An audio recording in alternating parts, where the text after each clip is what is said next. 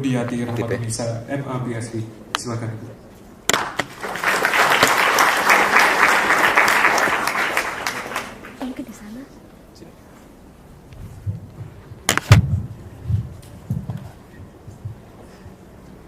Bismillahirrahmanirrahim. Assalamualaikum warahmatullahi wabarakatuh. Selamat siang. Salam sejahtera untuk kita semuanya. Mudah-mudahan masih semangat walaupun ini siang hari sudah makan pula. Ya, tetap bersemangat untuk mengikuti diskusi yang pertama-tama akan diawali dengan penyampaian visi dan misi dan platform dari salah satu tokoh nasional yang sekarang menjadi kandidat secara resmi diajukan oleh Partai Bulan Bintang, kandidat Presiden Republik Indonesia 2014-2019. Untuk itu dengan hormat kepada Profesor Dr. Yusri Izam Hendra SHMC, kami persilakan untuk menempati tempat yang telah disediakan.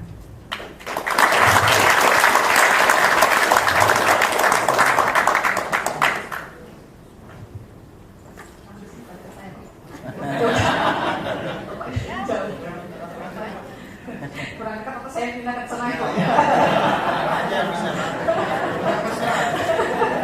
Ya baik.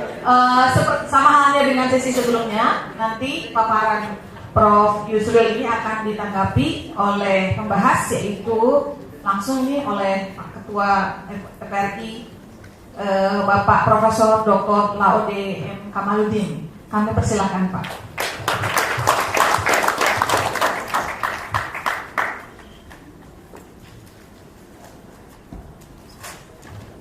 Baik, sebagaimana sudah disampaikan tadi bahwa untuk paparan visi, misi dan platform dari Bapak Profesor Dr. Yusri Izam Hendra MSc ini akan mengambil tema tentang konsep pembangunan Indonesia sebagai negara kepulauan yang adil dan sejahtera. Ini ada agak berbeda, tapi sebelumnya akan saya bacakan dulu kurikulum vitae beliau dan menurut saya sangat menarik ini dan bisa menjadi dorongan untuk para mahasiswa saya ini.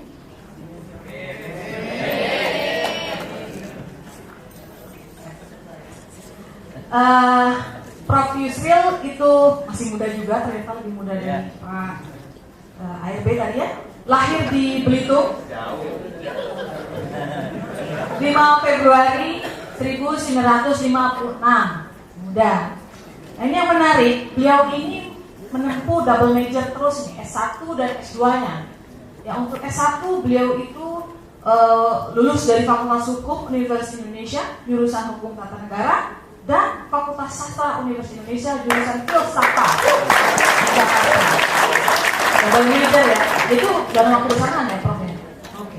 Lalu S2-nya juga sama, angka 2. Beliau lulus dari Fakultas Pasca Sarjana Universitas Indonesia, jurusan Hukum dan Ilmu Pengetahuan Islam. Dan juga beliau lulus dari Department of Philosophy, Graduate School of Humanities and Social Science, University of Punjab, Pakistan. Dan seterusnya melanjutkan strata 3 pada Institute of Postgraduate Studies, University Science Malaysia di Penang, Malaysia. Dan memperoleh gelar Doktor of Philosophy tahun 92. Nah, beliau mulai karir akademiknya, karirnya akademik, bidang politik, lalu dunia internasional, banyak sekali ya. Jadi beliau juga sekarang ini adalah guru besar Hukum Tata Negara pada Fakultas Hukum Universitas Indonesia, akademisi sekali ini. Universitas Pasundan Bandung dan Universitas Islam Riau Pekanbaru. Di bidang politik, sudah tidak diragukan lagi, beliau pernah menjabat sebagai Asisten Menteri Sekretaris Negara Republik Indonesia di masa Presiden Soeharto dan B.J. Habibie. Jadi masa orde baru dan juga transisi ya pada saat itu, lalu menjadi anggota MPR RI utusan golongan cendekiawan tahun 97, menjadi anggota DPR MPR RI 99, dan pernah juga kita ketahui Menteri Kehakiman dan HAM 2 periode di bawah Presiden Abdurrahman Wahid dan Megawati Soekarno Putri, dan terakhir menjadi Menteri Sekretaris Negara Kabinet Indonesia Bersatu di bawah Presiden Susilo Bambang Yudhoyono.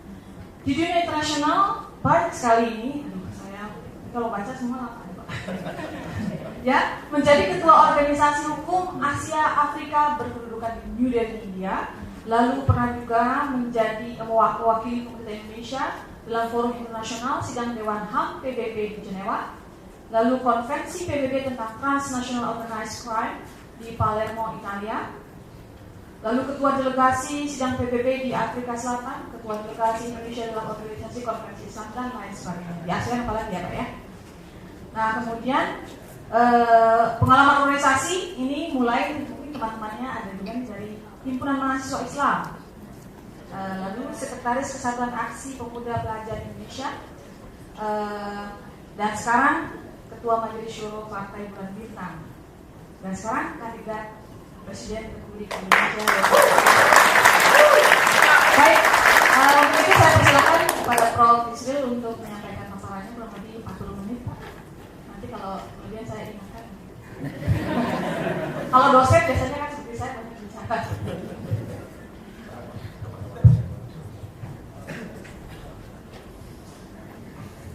Assalamualaikum warahmatullahi wabarakatuh. Alhamdulillahirabbil alamin. Assalatu wassalamu ala Rasulillah wa ala alihi washabbihi ajmain. Amma ba'd. Yang saya hormati Pak Nurdin Kamaludin selaku Ketua Forum Rektor seluruh Indonesia, hadirin hadirat yang saya muliakan. Saya bersyukur kehadirat Allah Azza wa Jalla siang ini diberikan kesempatan untuk menyampaikan visi dan program pembangunan Indonesia sebagai sebuah negara kepulauan dengan titik berat konsep sebagai Archipel State, negara kepulauan yang berbasiskan kelautan. Filosofi saya dalam membahas masalah ini adalah pertama-tama Allah SWT telah memberikan rahmat yang begitu besar kepada bangsa dan negara Republik Indonesia yang begitu kaya dari sumber daya alam, begitu banyak sumber daya manusianya, dan mempunyai lokasi baik dari sudut geopolitik dan geoekonomi sangat strategis, serta mempunyai sumber daya alam yang begitu besar baik di daratan antara pulau-pulaunya maupun yang ada di lautan yang mengitari pulau-pulau itu. Karena yang begitu besar ini, tinggal bagaimana kita mengelola dan memanfaatkannya. Kalau kita membaca surah Ar-Rahman di dalam Al-Quran, barangkali dikatakan Fabi ayyi ala rabbikuma tukadziban, dan nikmat Tuhanmu yang mana lagi yang akan kalian dustakan. Sudah begitu besar nikmat diberikan kepada bangsa dan negara ini, maka kita akan menjadi kufur nikmat kalau kita tidak mampu mengelola dan memanfaatkan apa yang kita miliki ini untuk kemakmuran dan kemajuan bangsa kita. Pertama-tama, masalah negara kepulauan, saya teringat apa yang dilakukan oleh seorang sultan di Malaka, namanya Parameswara, dan ketika dia memeluk Islam, dia mengganti namanya menjadi Sultan Iskandar Shah, yang pertama kali menulis sebuah kitab namanya Kanun Laut Kesultanan Melaka. Itu adalah satu interpretasi hukum Islam terhadap masalah kelautan, mengingat posisi Selat Melaka yang sangat strategis pada waktu itu, yang dijadikan sasaran perompak mulai dari Sri Lanka sampai ke Majapahit menurut peta politik di zaman itu. Kanun ini memberikan kewenangan kepada Malaka bertindak sebagai sebuah negara maritim untuk mengamankan Selat Melaka yang sejak awal abad ke-15 memainkan peran strategis dalam menghubungkan antara Asia Barat, Asia Tengah, dan Asia Timur yang pada waktu itu orang Eropa belum sampai ke kawasan Asia. Problem seperti itu masih sama seperti sekarang. Bersyukur kita, Bapak Mukhtar Kussumatmaja, Guru Besar UNPAD dan Guru Besar UI di bidang hukum laut internasional, memberikan kontribusi yang begitu besar kepada hukum dunia ketika Perserikatan Bangsa-Bangsa pada tahun 1982 akhirnya mensahkan apa yang disebut dengan United Nations Conventions on the Law of the Sea, Konvensi PBB tentang hukum laut. Dengan UN Convention of the Law of the Sea ini, maka penegasan Indonesia sebagai Archipel State menjadi jelas sekali. laut di antara dua pulau adalah wilayah teritorial negara itu. Dan kalau sebuah negara dinyatakan sebagai sebuah negara kepulauan, maka dia dapat mengklaim laut teritorial 200 mil dari garis pantai ketika air surut terjauh, ketika terjadi surut di laut, sebagai zona ekonomi eksklusif. Walaupun dia bukan teritorial langsung dari negara itu, tapi ZEE merupakan satu daerah teritorial yang dapat dimanfaatkan oleh negara yang digolongkan sebagai eligible state itu. Pada tahun 2002, saya pada waktu itu dengan saudara Menteri Luar Negeri Hassan Wirayuda itu menyelesaikan perundingan tapal batas dengan Vietnam. Oleh karena kita merupakan negara kepulauan, maka kita menarik garis laut kita dari pulau kecil di utara Pulau Natuna sampai dengan perbatasan laut di Ho Chi Minh City di selatan Vietnam. Akibatnya pemerintah Malaysia komplain karena dengan penetapan laut seperti itu, maka Malaysia Barat, Semenanjung, dan Malaysia Timur, Sabah dan Sarawak itu terpotong oleh laut Indonesia, sama seperti keadaan Pakistan Barat dan Pakistan Timur dipotong oleh India ketika negara itu merdeka pada tahun 1947. Jika terjadi konflik antara India dan Pakistan, maka Angkatan Udara Pakistan tidak dapat terbang dari Pakistan Barat di Karachi ke Dhaka di Pakistan Timur, terpaksa mereka harus terbang melalui Lautan Hindia. Tapi kita menjamin Malaysia bahwa berdasarkan UNCLOS, kita memberikan jaminan meskipun kita perang dengan Malaysia, maka pesawat Malaysia tetap dapat melintas dari Semenanjung ke Sabah dan Sarawak, karena kita memberikan konsesi-konsesi termasuk pelintasan damai dan aktivitas nelayan-nelayan tradisional Malaysia yang beraktivitas di laut kita yang membelah teritorial Malaysia Barat dengan Malaysia Timur. Ini terkait erat dengan konsep pertahanan kita di laut. Secara garis besar, pertahanan kita di laut itu dibagi ke dalam 3 kategori. Pertama adalah pertahanan di luar atau daerah penyangga. Kedua adalah pertahanan di dalam yang menjadi daerah pertahanan sesungguhnya di laut. Yang ketiga adalah pertahanan inti yang terdapat di sepanjang garis pantai dan di daratan dari pulau-pulau itu. Kalau kita membanding kekuatan militer dunia dan kekuatan militer Asia, sekarang memang Indonesia masuk ke posisi Indonesia sekarang memiliki kekuatan militer ke-15 terkuat di dunia hari ini. Tapi kita juga tetap harus mewaspadai sebuah negara kepulauan itu menjadi rawan intruder dari luar yang setiap saat dapat mengancam kedaulatan negara dan sekaligus juga dapat mengeksploitasi potensi kekuatan ekonomi kita yang ada di laut. Dari peta kekuatan militer dan peralatan senjata yang kita miliki sekarang ini, nampak sekali bahwa kekuatan pertahanan kita di zona ekonomi eksklusif sangat lemah, karena pada sisi itu sebenarnya kekuatannya terletak pada heavy equipment atau alutsista berat yang meliputi kapal selam, fregat, dan kemudian juga udara jauh serta pesawat-pesawat udara pengintai yang selama ini kita rasakan sangat lemah. Tapi ketika terjadi ketegangan regional di sekitar Spratly, mau tidak mau ini harus memaksa Indonesia untuk mengkaji pertahanannya di garis luar itu.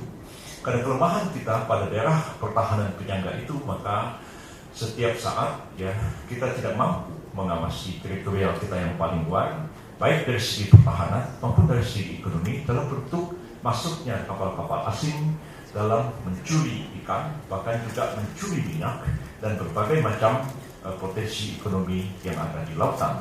Oleh karena itu, saya ingin mengkombinasikan antara pembangunan kekuatan militer kita di laut dalam konteks kedaulatan negara kita dan sekaligus juga menjaga ketahanan ekonomi kita sendiri.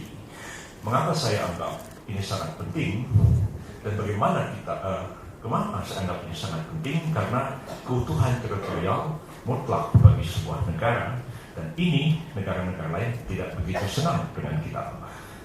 Akibat kita, karena kita meratifikasi UNCLOS, maka kita wajib membuka pintu bagi pelintasan internasional.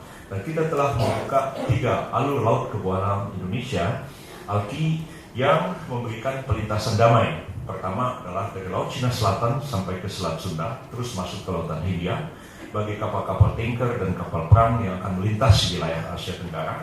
Kedua adalah Selat Makassar dan Selat Lombok. Ketiga adalah dari Kepala Burung Manokwari sampai ke Kepulauan Aru yang ada di selatan menuju ke Australia. Dan ini menyebabkan negara banyak tidak senang. Amerika Serikat memaksa kita untuk membuka alki dari barat ke timur, yang pada waktu saya jadi Menteri Kehakiman saya tolak dengan tegas. Alki hanya 3, kita tidak membuka perlintasan laut dari barat ke timur. Yang ada adalah dari utara ke selatan, dan itulah yang menyebabkan Australia tidak selalu merasa puas dengan keadaan ini, karena pesawat udara mereka, kapal-kapal mereka tidak bisa keluar Australia kecuali harus kolonimun dengan pemerintah Republik Indonesia. Ini satu keadaan yang harus kita jaga. Saya pernah memberikan izin kepada Angkatan Laut Amerika Serikat ketika terjadi perang Irak. Armada militer Amerika Serikat berangkat dari Guam menuju ke Teluk Persia, dan kita telah memberikan syarat-syarat bahwa pelintasan damai, semua meriam harus ditutup, semua senjata harus diletakkan. Tapi tiba-tiba di Selat Bali, satu pesawat Amerika Serikat F-21 Hornet mengudara. Dan hanya dalam waktu 7 menit, ya radar kita di Iswah Yudi Madiun menangkap gerakan pesawat Amerika Serikat, dan pada waktu itu kita 3 orang memutuskan kejar, dan hanya dalam 8 menit 5 pesawat militer kita mengudara dari Malang dan dari Madiun dan memaksa F-21 Hornet untuk turun ke laut. Walaupun senjata kita rongsokan, tapi pada waktu itu kita masih punya harga diri untuk menghadapi Amerika Serikat meskipun kapal hidupnya ada di Selat Bali. Kita tidak bisa terus membiarkan posisi kita lemah di laut, dan ini terkait juga dengan sumber-sumber mineral yang ada di laut. Dan kalau saya membicarakan tentang masalah pertambangan, semestinya kita sudah melangkah dari penambangan konvensional sekarang ini menuju ke penambangan yang disebut dengan penambangan inkonvensional, yaitu menambang rare earth metal, menambang mineral langka yang sesungguhnya itu menjadi teknologi masa depan dan kekuatan energi masa depan. Kalau kita research di Pulau Belitung tempat saya lahir, yang selama ini orang ekspor berdasarkan undang-undang minerba yang ada sekarang, yang mengatakan ada mineral pokok, ada mineral ikutan. Kalau kita menggunakan jenis pertambangan dengan teknologi baru, maka undang-undang minerba sudah tidak bisa dipakai lagi, karena sekali menambang semua unsur mineral kita ambil. Dan di situ kita masuk ke tambang RII, dan kita mengetahui bahwa sebenarnya yang selama ini ditambang PT Timah adalah timah putih dari Pulau Belitung dengan konsentrat 72%, tapi sebenarnya di dalamnya kita menemukan apa yang disebut dengan platinum group metals, dan kita menemukan komposisi rhodium dengan aluminium yang sebetulnya merupakan bahan untuk membuat baterai abadi. Tapi kalau itu kita kerjakan sekarang, maka akan memicu perang, sebab dengan ditemukannya baterai abadi, maka seluruh tambang minyak, seluruh tambang gas, dan tambang batu bara akan tutup. Begitu juga jika kita menemukan metals baru, ya, katakanlah kita menggunakan titanium untuk membuat chip, ya, komputer sekarang akan kecepatannya 20 kali daripada komputer yang ada sekarang. Oke, kalau saya buat chip, kalau saya kasih itu kepada Korea Utara, dia pasang di rudalnya, maka kecepatan rudal Korea Utara akan 20 kali lebih cepat daripada kecepatan sekarang. Itulah saatnya Indonesia ini akan mendikte dunia. Saya katakan, Israel, Anda boleh perang sama Iran, tapi metal saya punya. Kalau metal ini saya kasih sama Iran, maka rudal Iran dalam sekejap akan menghancurkan Israel. Kalau ini saya kasih sama Israel, maka Israel akan mudah menghancurkan Iran dalam sekejap. Pertanyaannya adalah, kapan bangsa Indonesia ini akan mampu mendikte dunia? Kita mampu mendikte dunia itu kalau kita masuk ke tambang, meninggalkan tambang konvensional, dan kita menguasai mineral baru. Dan inilah saatnya kita bisa menawar kepada negara-negara lain untuk mengembangkan PT PAL dalam membangun beberapa alutsista di laut, termasuk fregat, termasuk destroyer yang kita sampai sekarang tidak punya untuk menjaga laut yang paling baik itu. Dan kita bisa mengatakan, saya punya metalnya. Oke, kita bangun kapal sama-sama di PAL, kita bangun sama-sama pertahanan udara di Bandung dengan pihak manapun, kan kami punya metalnya. Yang ada tidak punya metalnya. Ya. Dunia hanya menghasilkan misalnya europium hanya 2000 ton satu tahun. Dan europium itu dipakai untuk membuat uang euro itu.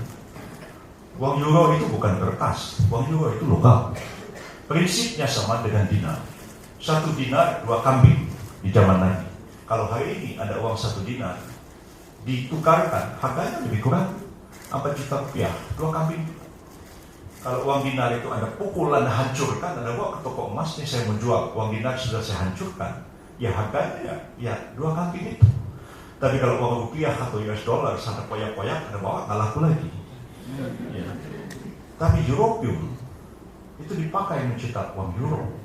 Itu bukan kertas, itu metals.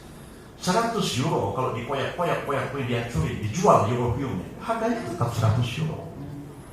Nah, kalau kita mulai bergerak kepada tambang konvensional, kalau dunia menghasilkan 2000 ton europium, kita bisa menghasilkan 2000 ton europium 1 bulan. Kalau satu saat kita ganti uang rupiah dan kita cetak kertasnya itu memakai europium, maka uang rupiah akan berubah menjadi europia. Dan pada saat itu 1 rupiah sama nilainya dengan 1 euro. Kalau kita pembantu rumah tangga sekarang ini digaji 1 juta rupiah, kalau besok digaji 1 juta rupiah, artinya dia digaji 1 juta euro. Satu hari itu sudah gila negara ini. Inilah dasar mengapa saya menganggap perubahan itu harus datang dari atas, tapi tetap berorientasi kepada rakyat supaya adil dan sejahtera. Ya, kalau kita membangun ekonomi kerakyatan sangat penting dari bawah, tapi tugas negara membangun kekuatan itu dari atas untuk mensejahterakan yang di bawah.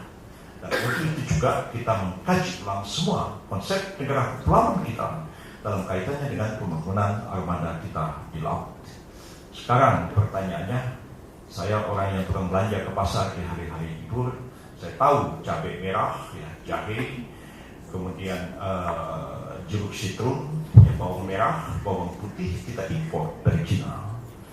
Pertanyaannya, apakah di Indonesia ini orang tidak bisa menanam cabai atau tidak bisa menanam jahe?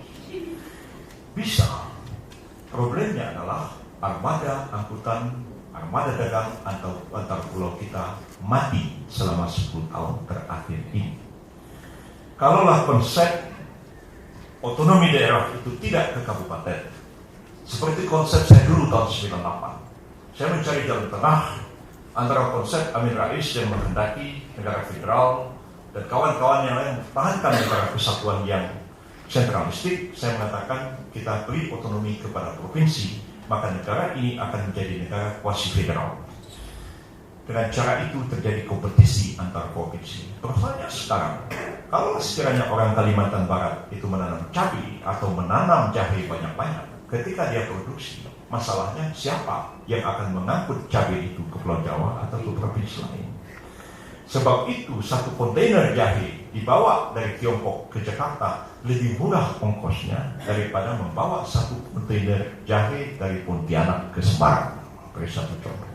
Ini karena Archipel State kita abaikan pembangunan armada di laut, bukan saja armada militer, tapi juga adalah armada dagang kita. Baik, saya berharap kalau kita sungguh-sungguh memahami negara kepulauan ini, saya sebagai anak laut mengerti tentang laut, tahu apa yang harus dikerjakan di laut, dan tidak berteori tentang laut. Anak laut itu biasa menghadapi badai di laut, dan kadang-kadang dia tidak punya persiapan ke laut. Sama seperti hari ini, saya datang ke kampus ini, saya tidak tahu apa yang saya harus ucapkan, dan apa yang dibicarakan pada kesempatan ini. Baru tadi beritahu, Anda harus bicara tentang masalah kelautan, maka tiba-tiba saya ngomong di sini, dan mudah-mudahan tidak ada hantu yang bicara di belakang saya ini yang mengundang mulut saya untuk ngomong. Jadi Tahulah kita persoalan laut, persoalan sangat serius, dan kita sering kali lupa bahwa kita adalah sebuah negara kepulauan. Orang Jakarta pun lupa kalau Jakarta itu di tepi laut, apalagi orang Bandung yang barangkali sudah ada yang umur 70 tahun sampai hari ini belum pernah melihat laut. Sering kali kita lupa bahwa Indonesia adalah sebuah negara kepulauan dan laut sebenarnya akan menjadi basis kemakmuran kita di masa depan. Terima kasih. Wassalamualaikum warahmatullahi wabarakatuh. Terima kasih Pak Yusuf. Jawabannya 20 menit lebih cepat Pak. Terima kasih banyak. Nanti kita waktu diskusinya lebih panjang. Nah selanjutnya adalah pembahasan dari Profesor Dr. Laude M. Kamaludin. Sebelum beliau menyampaikan pembahasan, saya akan membacakan riwayat hidup singkat beliau. Nama Profesor Dr. Laude M. Kamaludin MSc, Engineering ya. Tempat tanggal lahir Kaledupa, Wakatobi. Biografi saya jelek Pak. Nah itu sorry. Tanggal 17 Agustus 1949. Ini ketika yang merdeka kedua kali nih, baik?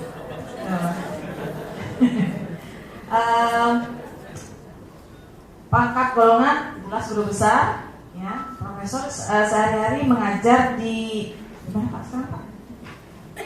Rektor, saya lupa Pak. Di sini nggak ada Pak. Maaf.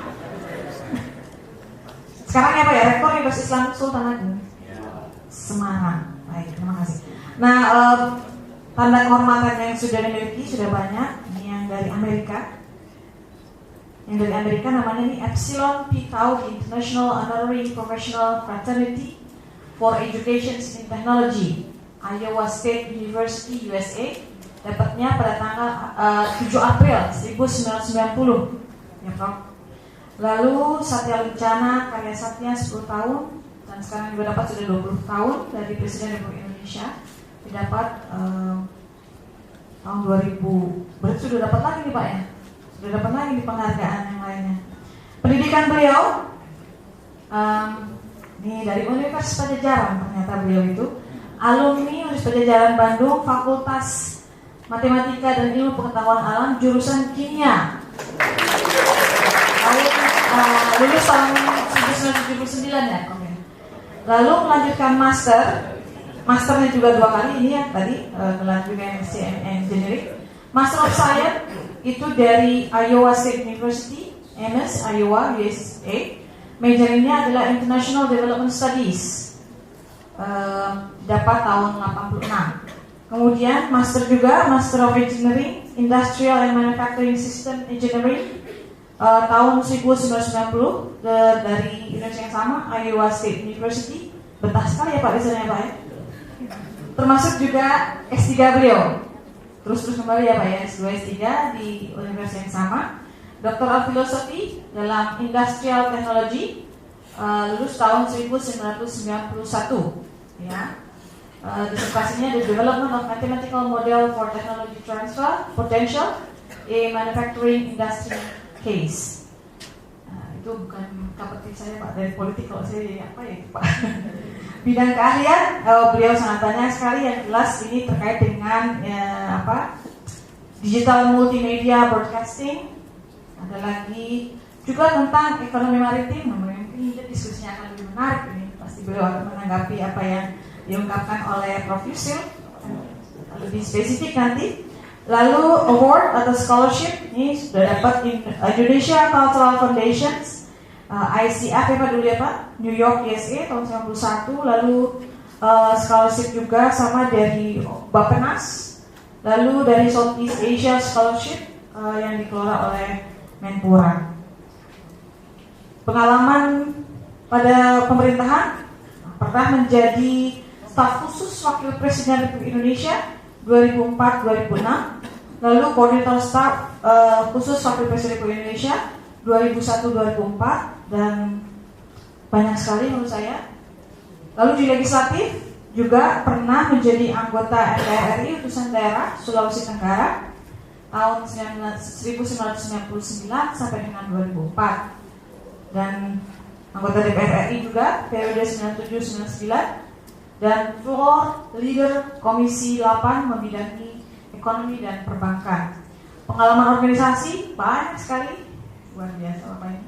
Terakhir ya sekarang ini sebagai Ketua Forum Rektor Indonesia periode 2013, juga pernah menjadi Ketua Bidang Riset Asosiasi Perguruan Tinggi Swasta Indonesia APTISI 2009 sampai sekarang masih siapa ya? Mengajar, sekarang menjadi Rektor Universitas Islam Sultan Agung, juga Guru Besar Fakultas Perikanan Halu Oleo ya, dari 2007 sampai sekarang dan seterusnya, banyak sekali sampai berhalaman-halaman. Yang jelas luar biasa ini riwayat hidup kalau lihat baca riwayat hidup beliau. Tapi yang sekarang kesempatan Bapak untuk memberikan pembahasan atas apa yang sudah dikemukakan Bapak. Silakan. Waktunya kurang lebih bisa lama Pak, dari bonusnya dari 20 menit lebih cepat. Terima kasih. Assalamualaikum warahmatullahi wabarakatuh. Ini sama-sama anak pulau, jadi tidak boleh saling tabrakan gitu. Cuma beda pulau, satu di Bangka, satu di Wakatobi. Saya cuma lahir pulaunya itu panjangnya 15 km, lebarnya 4 km. Tapi di pulau itulah sekarang saya bangun sebuah dive resort yang per malam itu $700 per malam. Dan kalau Anda mau ke Wakatobi di resort itu hanya antri 17 bulan baru dapat.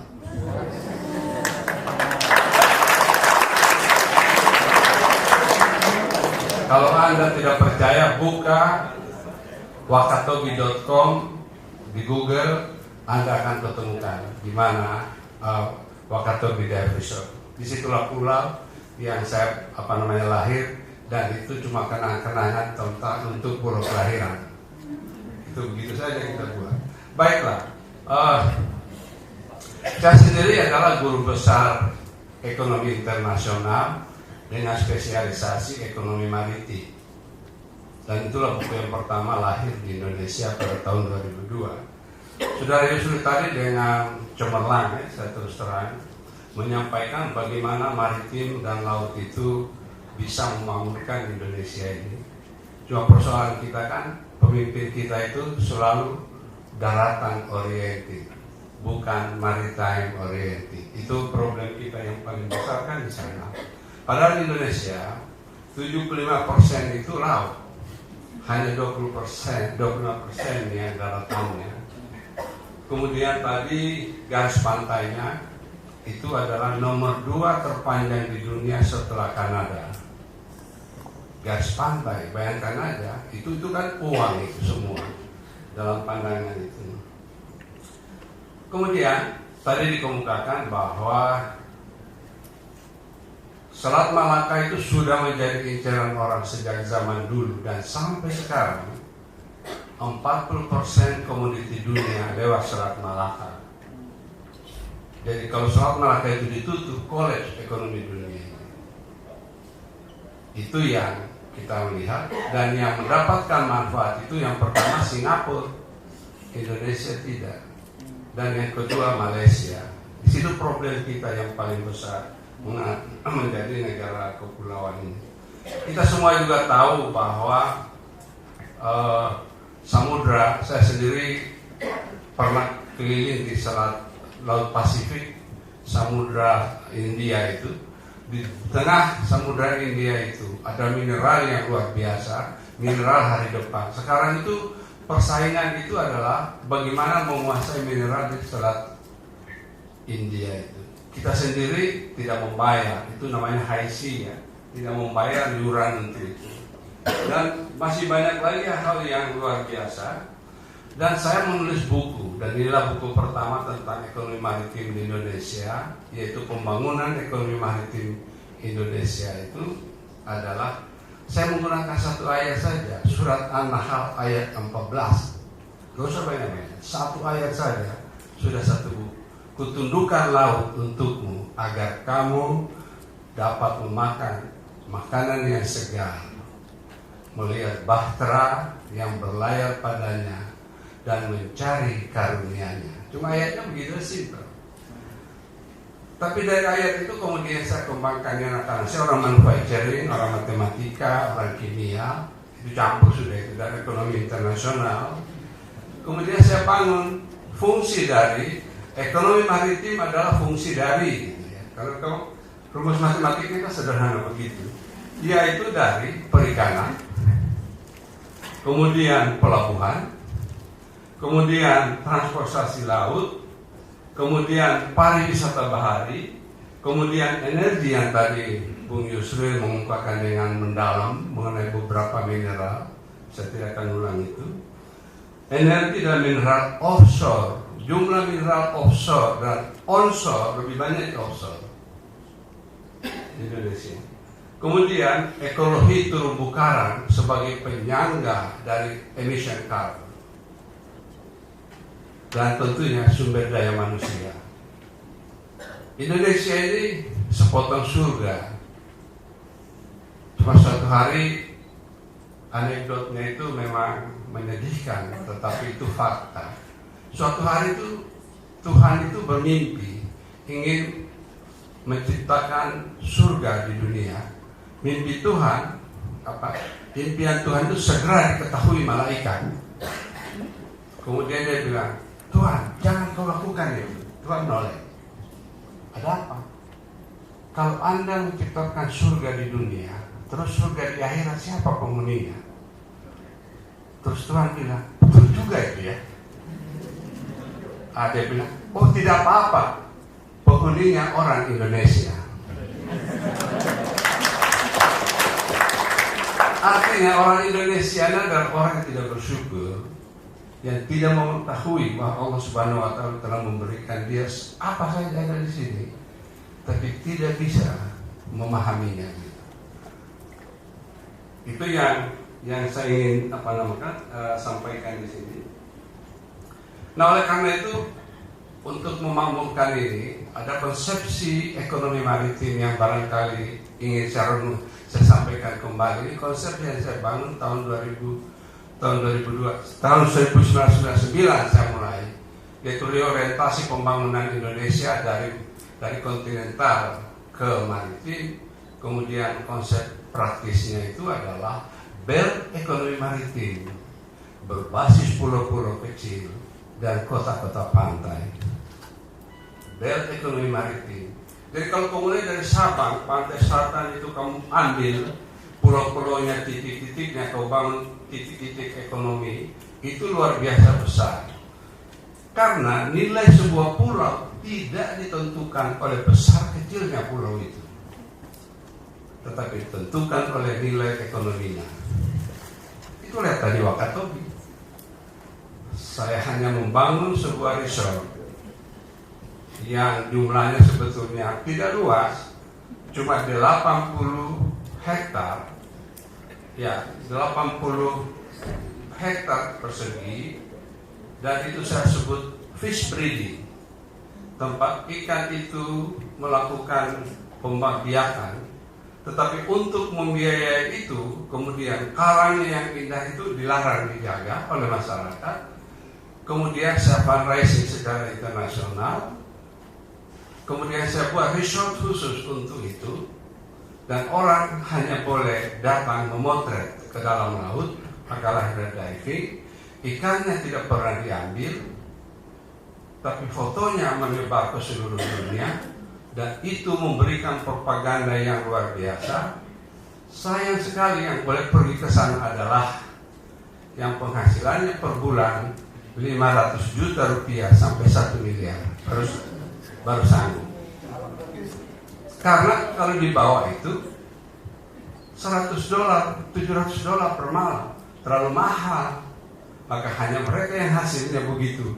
Dan orang itu di dunia ini ada 10.000, saya putar-putar aja itu. This is the way you thinking untuk maritim. Dan itu terjadi.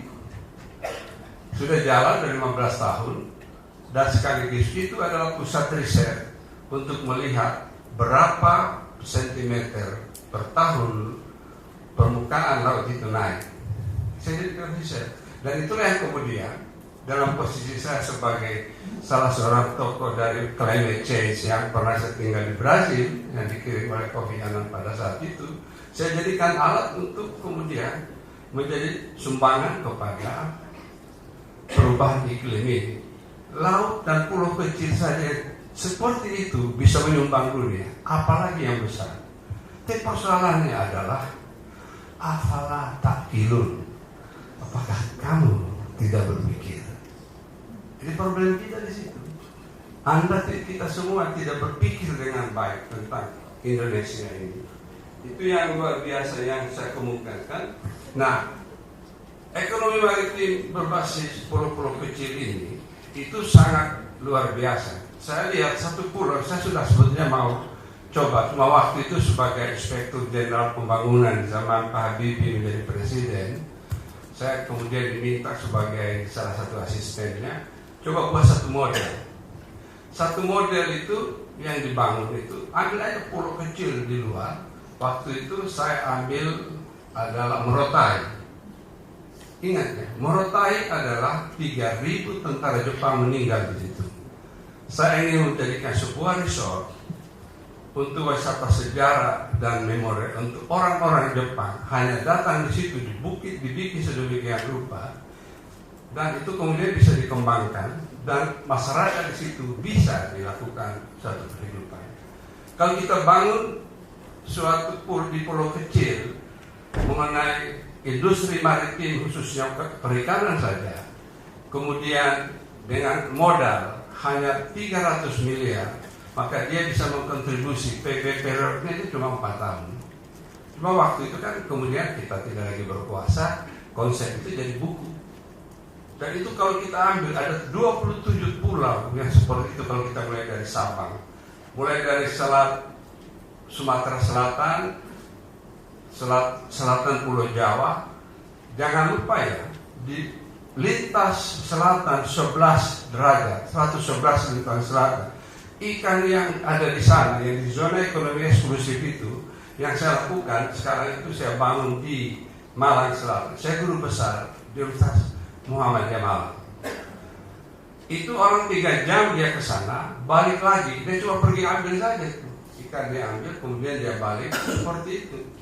Cuma kita kan kena trap dari perjanjian Giyanti, masih ingat? Kita di-trap oleh perjanjian Giyanti bahwa kita tidak boleh belayar lebih dari 35 mil.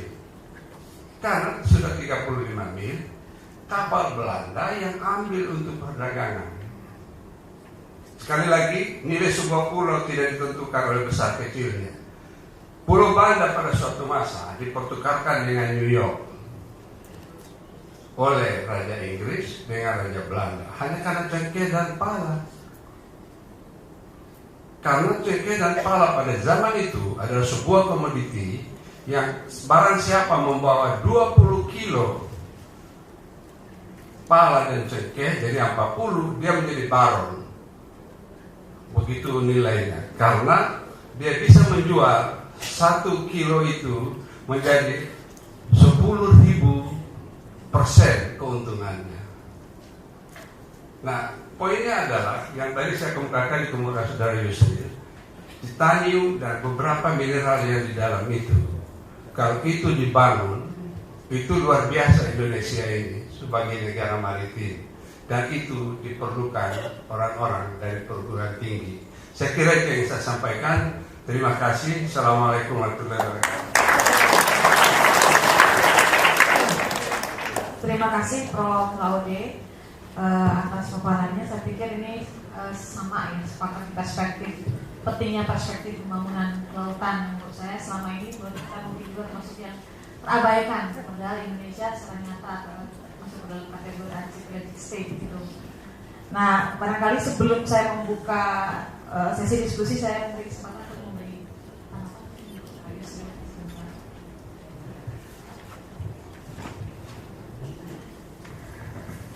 Terima kasih banyak Pak Laude.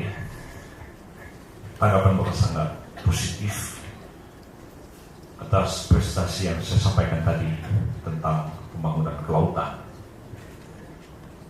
Kalau begitu, tidaklah salah Sultan Buton terakhir, Laudi Manarva, mengangkat saya menjadi Laudi Lakinalitu.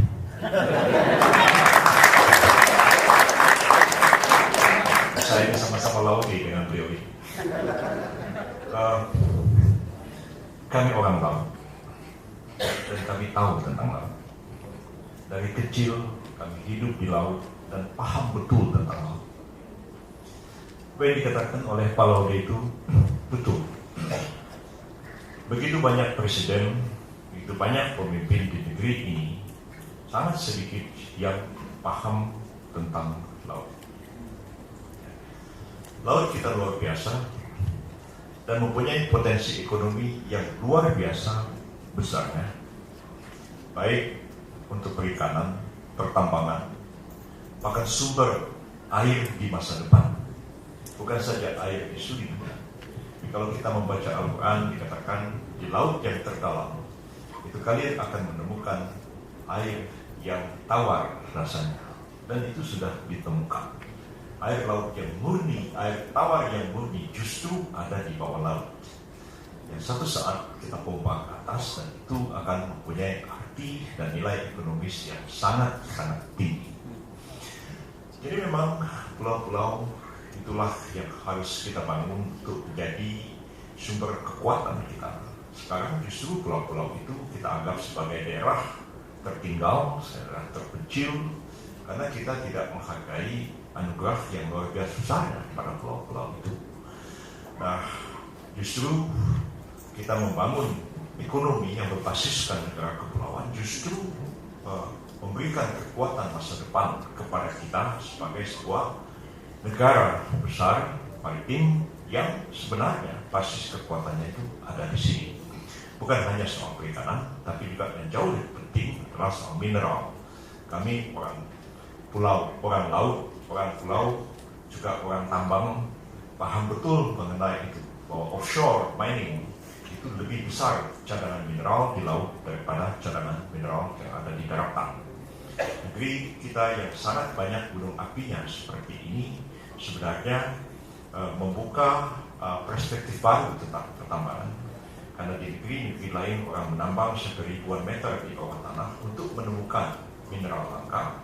Kita dengan gunung api yang begitu banyak, ya kadang-kadang magma yang naik ke atas sebenarnya telah membentuk satu konsentrat, bukan sekedar magma atau sekedar satu lahar, tapi itu sebenarnya bisa menjadi satu kekuatan ekonomi yang besar di masa depan.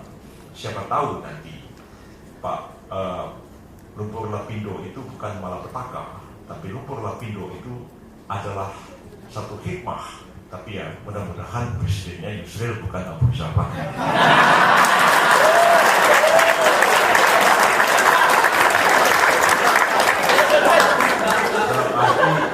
Allah Ta'ala lah yang menambang jauh ribuan meter di bawah bumi, dan dia sudah di atas dengan teknologi yang saya tadi sudah singgung sedikit.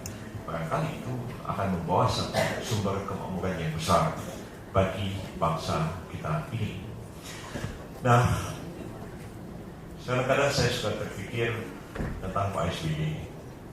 Pak SBY ini kadang-kadang sering kali salah menempatkan orang. Kalau saya jadi presiden, yang prioritas pertama mempertimbangkan Pak Laude Kamaludin ini diangkat jadi Menteri Kelautan dan Perikanan.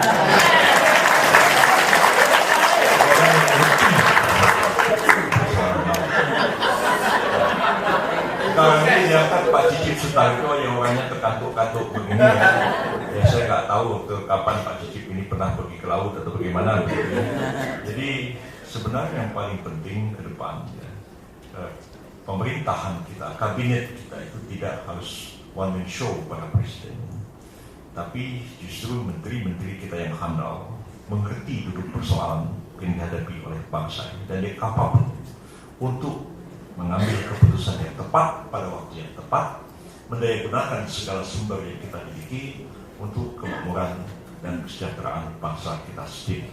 Karena itu saya sepakat bahwa konsep keadilan yang diberikan kepada saya menjadi tema, dan kesejahteraan itu menjadi filosofi kita, memanfaatkan sumber daya di laut ya untuk kepentingan dan kemakmuran dari bangsa kita sendiri. Sebenarnya orang-orang yang di laut sebenarnya sangat sedih kita melihatnya karena mereka sangat-sangat miskin. Saya biasa berlayar jauh ke tengah laut, menemukan pulau-pulau yang tidak ada manusianya, dan ada satu pulau yang seluruhnya dihuni bukan oleh pulau orang daerah itu, tapi seluruhnya adalah orang Bugis. Dan datang ke tempat itu, mereka jadi nelayan, membuat ikan asin, hidup dalam kemiskinan jauh dari tanah Bugis. Dan kita merasa bersyukur ada orang Bugis itu mau tinggal di pulau-pulau seperti itu. Dan dengan cara seperti itu, kalau tidak sebuah pulau yang terluar itu bisa menjadi masalah nantinya karena tidak ada penghuninya. Jadi pengalaman Sipadan dan Tigitan, saya koreksi tadi, Sipadan dan Tigitan itu bukan hilang dari Indonesia karena tidak. Sejak awal Sipadan dan Tigitan itu tidak jelas posisinya apakah masuk wilayah Indonesia ataukah masuk wilayah Malaysia. Baik di peta Inggris maupun di peta Belanda tidak jelas status dari pulau itu. Beda dengan status pulau Miangas yang didispute antara Hindia Belanda dengan Spanyol dan kemudian diputuskan oleh arbitrase Washington tahun 1902 yang menyatakan bahwa pulau Miangas adalah milik Hindia Belanda. Itu pulau yang didispute dengan Filipina di masa lalu. Tapi Sipadan dan Tigitan itu dari awal memang tidak jelas siapa pemiliknya. Kita berunding selama 24 tahun. Saya ikut terlibat pada waktu itu, Anwar Ibrahim terlibat, Pak Murdiono juga terlibat. Akhirnya pemerintah Indonesia dan Malaysia sepakat membawa itu kepada International Court of Justice di Den Haag, ya. Dan kita minta kepada ICJ untuk memutuskan siapa sebenarnya pemilik kedua pulau ini. Apapun keputusan ICJ, baik Indonesia maupun Malaysia, kedua-duanya akan menerima dengan legowo. ICJ kemudian memutuskan bahwa pulau itu adalah milik Malaysia. Jadi kita tidak pernah kehilangan dua pulau. Ini saya tegaskan seperti itu. Tidak pernah kita kira. Karena sejak awal Sipadan dan Tigitan tidak jelas milik siapa. ICJ memutuskan itu bukan dengan teori UNCLOS atau dengan apa, tapi ICJ memutuskan pulau itu milik Malaysia dengan prinsip yang disebut dengan permanent occupation. Karena Malaysia secara permanen menempati pulau itu, maka ICJ memutuskan pulau itu menjadi milik Malaysia. Jadi ini sudah menjadi bagian dari propaganda di negara kita ini, seolah-olah Indonesia kehilangan dua pulau. Indonesia tidak pernah kehilangan dua pulau. Terima kasih. Terima kasih Prof. Yusril, Prof. Laude. Barangkali ini kata-kata kuncinya adalah bagaimana kemudian kita melakukan reorientasi membangun Indonesia yang dari kontinental sifatnya ke maritim, karena itu adalah satu fakta yang kita miliki bersama, belum termanfaatkan secara maksimal, padahal dia punya potensi untuk bisa mensejahterakan masyarakat Indonesia luar biasa, dan bahkan bisa tadi bagaimana kemudian Indonesia bisa mendikte ya, kalau kita bisa memanfaatkan banyak sekali sumber daya alam seperti yang diungkapkan oleh Prof. Yusril. Baik, saya akan membuka sesi diskusi, kurang lebih kita punya 40 menit ini untuk diskusi. Baik, yang pertama ya sudah berdiri, mau langsung atau bagaimana Pak? Ini langsung ditujukannya boleh ke kedua pembicara, baik Prof. Yusril maupun Prof. Laude. Langsung ditampung atau langsung mau jawab? Oke. Ya, terima kasih. Namanya? Nama Rizky Awatama dari Fisip Unpad. Mohon izin bertanya Pak. Seperti ini Pak, seperti yang Bapak ketahui bahwa Selat Malaka itu adalah lintas perdagangan dunia. Dan tadi dikatakan bahwa jika Selat Malaka ditutup maka perdagangan di dunia pasti akan berhenti. Kenyataannya seperti ini Pak, bahwa kepentingan di Indonesia di Selat Malaka seringkali dijegal oleh negara-negara lain, dan tujuannya itu berupaya untuk menguasai jalur perdagangan di Selat Malaka. Pertanyaan saya sederhana, bagaimana cara penguatan pemerintah dan langkah konkret untuk dilakukan oleh pemerintah untuk memperkuat armada pertahanan maritim agar dapat menjaga kepentingan Indonesia sebelumnya. Terima kasih. Assalamualaikum warahmatullahi wabarakatuh.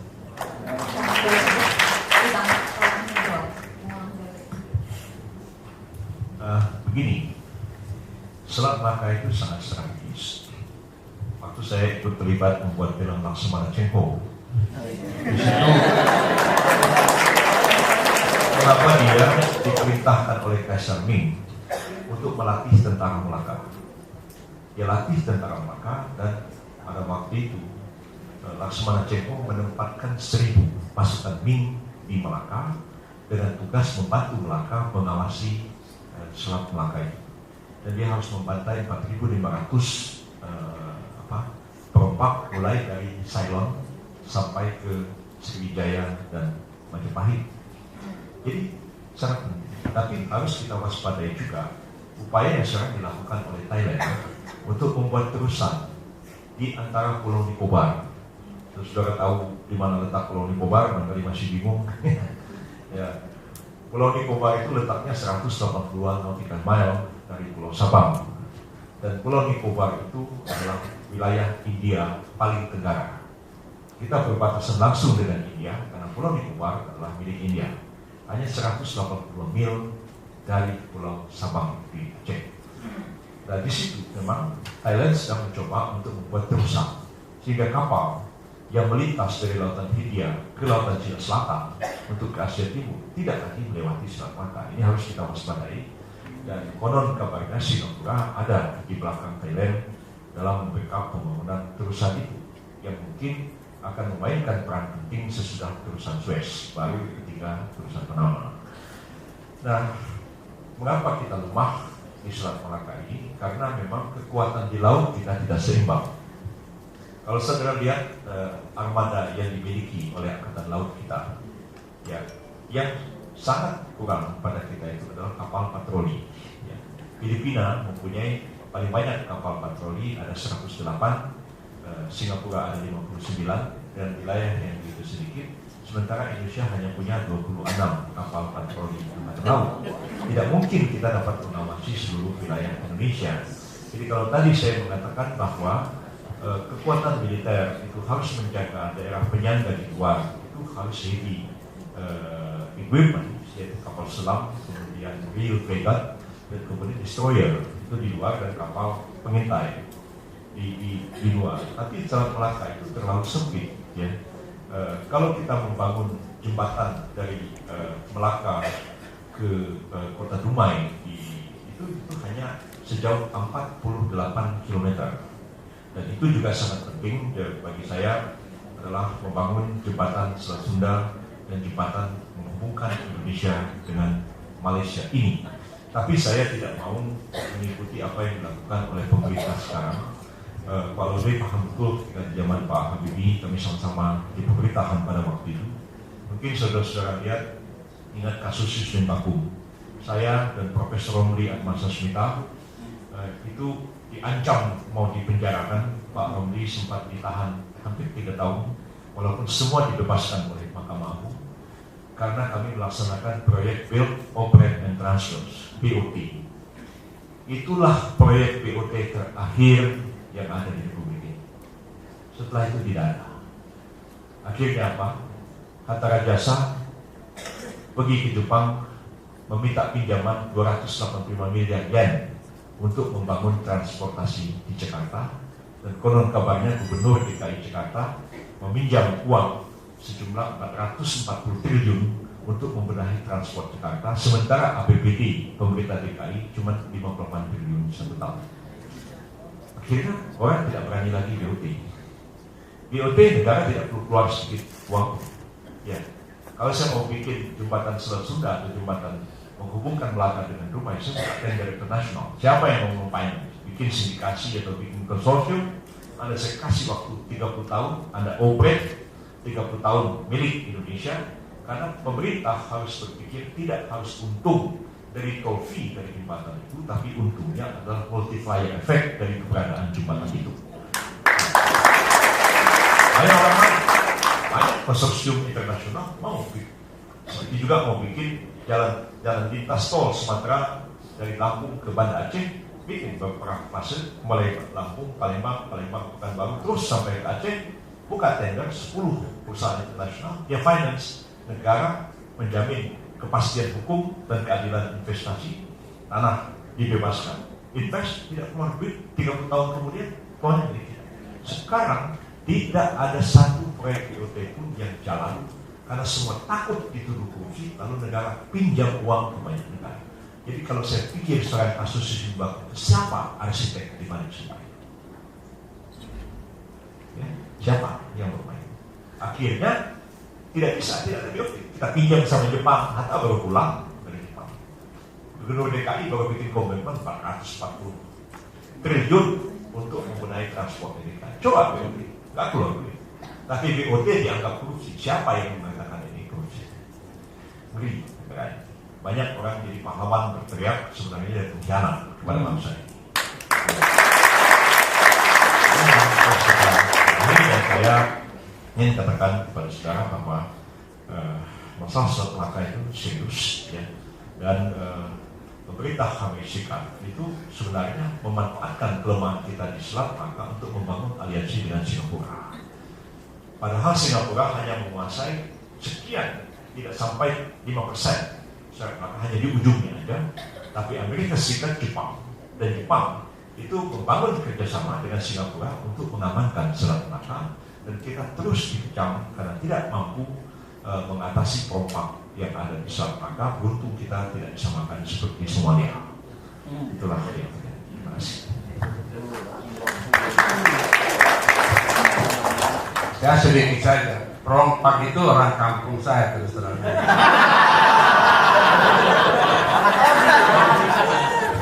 Yang satu lagi dari Kumering. Dari suatu hari waktu saya Inspektur Jenderal Pembangunan diminta oleh Pak Habibie, dia dapat informasi, saya nggak tahu dari mana. Coba aku pergi ke Selat Malaka, ada apa? Itu perompaknya agak merajalela. Oh iya, saya pergi. Saya cuma pergi ke belakang Padang, karena di situ tinggal semua, saya kumpulin. Coba berhenti dulu, jangan merompak. Nggak ada perompaknya. Karena semua orang Buton dan orang Kumering. Dan orang Buton dan Kumering menjadi perompak di situ sejak zaman dinasti Ming. Itu betul itu. Iya. Tapi poin saya adalah orang Buton khususnya Wakatobi itu digelar itu sebetulnya dia Gypsy Sea. Kalau ada orang Gypsy di daratan itu, dia Gypsy Sea. Di mana ada terumbu karang, pasti ada orang Buton. Seluruh Indonesia ini. Jadi juga yang berperang di di Filipina Selatan itu orang Wakatobi semuanya itu, orang kampung saya. Jadi ketika Pak Nasir dulu saya diminta ke sana, damai itu saya ngerti. Oh, sebentar lagi dia pulang ke kampung, dia cerita biasa aja mereka. Jadi dia tidak mengerti logiknya bahwa apa yang dilakukan itu sudah dilarang oleh negara karena pendidikan. Saya nggak tahu saya mesti jadi begini itu aneh itu kan. Ini sebetulnya kan komandan perompak tapi kemudian jalannya lurus, jadi guru besar. Terima kasih. Terima kasih. Menarik. Sama dengan Pak. Ya. Barangkali Pak Laude ini orang Wakatobi pertama jadi profesor. Saya orang Belitung yang pertama jadi profesor. Sampai hari ini belum ada duanya orang Belitung yang jadi profesor. Padahal waktu saya kecil, kulit saya itu terbakar dan rambut saya kuning. Kan tiap hari main di laut. Jadi tidak terbayangkan satu hari saya mau melihat Jakarta. Untuk saya pergi ke kabupaten, ibu kota kabupaten, pun saya harus naik truk. Truknya itu mengangkut beras. Jadi saya naik di atas boni-boni itu terus sampai ke ibu kota kabupaten. Kalau satu hari saya menjadi guru besar, itu pun saya tidak pernah membayangkan bahwa itu akan terjadi. Mungkin sama dengan Pak Laude.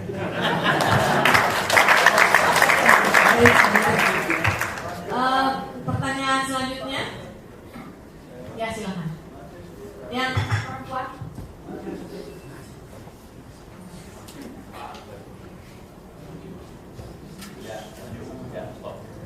Bismillahirrahmanirrahim. Assalamualaikum warahmatullahi wabarakatuh.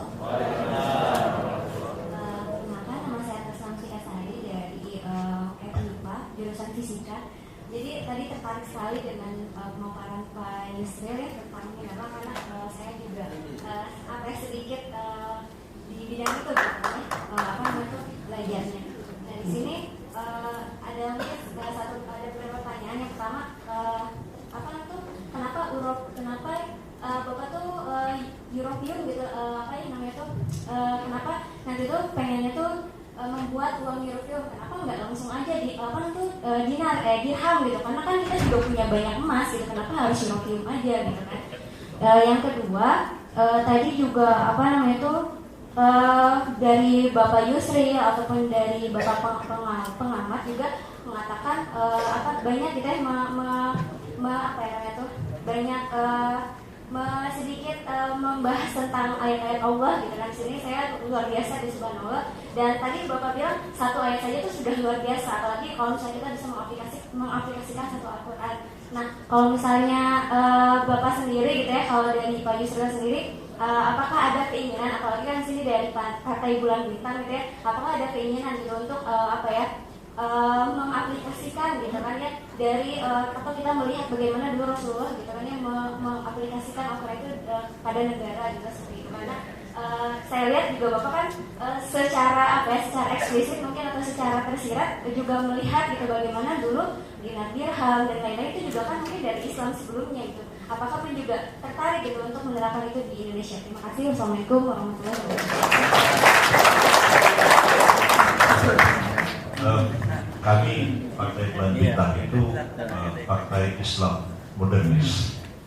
Jadi ideologi yang disebut dengan Islamic modernism itu, dia percaya bahwa ajaran Islam itu universal, yang fix di bidang peribadatan sudah tidak bisa diganggu-ganggu. Tapi yang di bidang urusan keduniaan kemasyarakatan ini, yang diberikan itu adalah petunjuk-petunjuk atau prinsip-prinsip, karena Quran itu adalah hudal linnas wa bayyinatin minal huda wal furqan. Dia petunjuk. Karena itu petunjuk itulah yang ditransform untuk memecahkan persoalan-persoalan yang dihadapi oleh manusia di satu zaman dan satu tempat tertentu. Jadi itulah dasar ideologisnya. Jadi karena itu PBB itu tidak terlalu menekankan kepada simbol-simbol begitu, tapi dalam hakikat dan esensi percaya bahwa kami ini Islam dan sangat yakin dengan hal itu.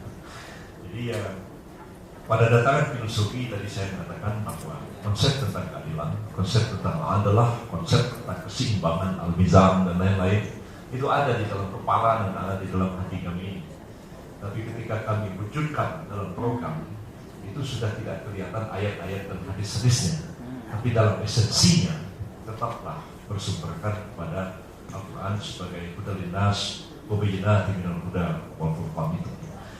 Nah, saya dalam visi kenegaraan kami melihat memang mestinya Indonesia ke depan ini adalah Indonesia modern, nasionalis, dan tetaplah Indonesia Islam. Walaupun kita tidak sebut dari Republik Islam Indonesia ataupun apa, tapi dalam inti dan hakikat tetaplah Indonesia ini Islam. Jadi saya pernah research cukup lama dan mempelajari tentang Pakistan. Dan dulu pernah dianggap Pakistan itu laboratorium dari Islamic State di zaman modern. Tapi mungkin setelah kita belajar tentang Pakistan, kita tahu bahwa sebenarnya lebih banyak slogan daripada kenyataan di Pakistan. Nah, saya setelah melihat realitas itu justru ingin sebaliknya. Tetaplah Republik Indonesia dengan UUD 45 dengan falsafah negara Pancasilanya, tapi di dalam esensi dan hakikat yang sesungguhnya inilah implementasi Islam yang sesungguhnya pada sebuah negara di era pasca modern sekarang ini. Itu yang kami ingin bangun ke depan ini. Terima kasih banyak.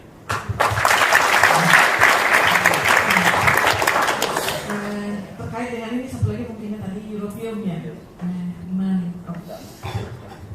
itu sebagai misalnya, walaupun kita cetak uang pakai ganti uang kertas itu dengan Europeum, tapi implementasinya tentu tidak akan semudah itu. Karena memang repotnya kita ini kan sudah masuk ke sistem global. Kita menjadi anggota IMF, jadi berapa uang yang kita cetak, berapa ini segala macam, itu juga tetap dalam rangka juga untuk menjaga stabilitas kurs dunia. Karena itu saya mengandaikan bahwa memberikan satu contoh saja. Andai kata uang kertas rupiah, kalau zaman dulu kan itu di backup pakai emas, kertasnya dikeluarkan. Kalau sekarang sih tidak seperti itu lagi. Tetapi kalau sekiranya kita mengatakan europium itu kita jadikan sebagai material untuk mencetak uang, itu memang akan menjadi sesuatu yang luar biasa. Tapi tentu pada tingkat implementasinya harus kita pikirkan dalam-dalam, karena akan menimbulkan satu shock yang luar biasa juga kalau itu terjadi. Jadi tetaplah saya mempertimbangkan bahwa secara gradual kita sebenarnya harus berangkat maju. Dan yang ingin saya katakan esensinya adalah bahwa kekuatan kita itu ada di laut, ada di mineral. Nah, kekuatan kita di bidang pertanian dan sumber-sumber makanan, perikanan dan lain itu sangat penting supaya kita bisa self-sufficient, kita bisa mandiri di bidang ini. Tapi kekuatan yang kalau kita bisa mendikte di dunia itu justru ada di laut dan ada di mineral. Jadi kalau Pak Laude tadi mengatakan kalau kita tutup Selat Malaka itu dunia bisa kelaparan. Kalau kita tutup 3 jalur api, misalnya pada waktu perang Irak, kita bersikeras tidak mengizinkan kapal induk Amerika Serikat bergerak dari Guam ke Teluk Persia, itu apa yang akan terjadi? Walaupun mungkin kita akan digempur sama Amerika juga. Nah, tapi apapun juga kekuatan pertahanan itu harus dibangun, karena itu menopang ekonomi dan diplomasi. Dan jadi, tapi pengalaman kita baik di era Bung Karno maupun di era Pak Harto, kalau kita menggantungkan alutsista itu kepada Amerika atau Rusia, maka dengan mudah kita di embargo, lalu kemudian kita tidak berdaya. Ya, baru sekarang di pesawat Hercules kita bisa mengudara dulu, karena di embargo suku cadang kita nggak bisa berbuat apa-apa. Bagi semua pesawat F-15 kita pada waktu itu di embargo semua. Makanya sudah saatnya kita membangun kembali kekuatan militer baik di laut, tank, pindad maupun juga pertahanan udara kita di PTN Bandung ini, supaya kita tidak terlalu bergantung kepada alutsista yang kita impor dari negara lain yang satu ketika justru melumpuhkan kita. Saya ingin sedikit cerita pengalaman pada waktu 98. Ya. Pada waktu itu menjelang kerusuhan Mei itu, semua jenderal-jenderal dibawa oleh Pak Wiranto ke Malang untuk meresmikan divisi Kostrad 4 di Malang. Saya pun sempat bersih tegang waktu itu, kenapa harus dibawa ke Malang? Dan kenapa terjadilah kerusuhan?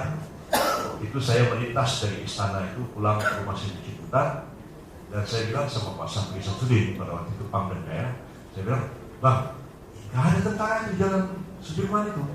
Ada. Masa nggak ada? Coba saya telepon. Ditelepon. Ada. Itu berapa SSK kita tempat? Mereka tidak ada di situ. Apa yang terjadi? Seluruh alat peralatan komunikasi militer kita pada waktu itu sudah di-intercept oleh intelijen Amerika Serikat, kecuali peralatan komunikasi Kopassus yang dibeli dari Prancis. Ini saudara sangat serius. Ya, dulu saya juga pernah mempersoalkan alat penyadap yang dibeli oleh satu lembaga di negara kita ini, yang ujung-ujungnya sebenarnya dibuat oleh pabrik di Israel. Pertanyaan saya pada waktu itu adalah, siapa yang menjamin bahwa alat ini menyadap orang di dalam negeri, tapi Israel tidak memonitor ya apa aja yang disadap oleh alat ini? Ini terkait dengan masalah intelijen dan masalah pertahanan kita yang harus kita seriusi sekarang maupun di masa depan.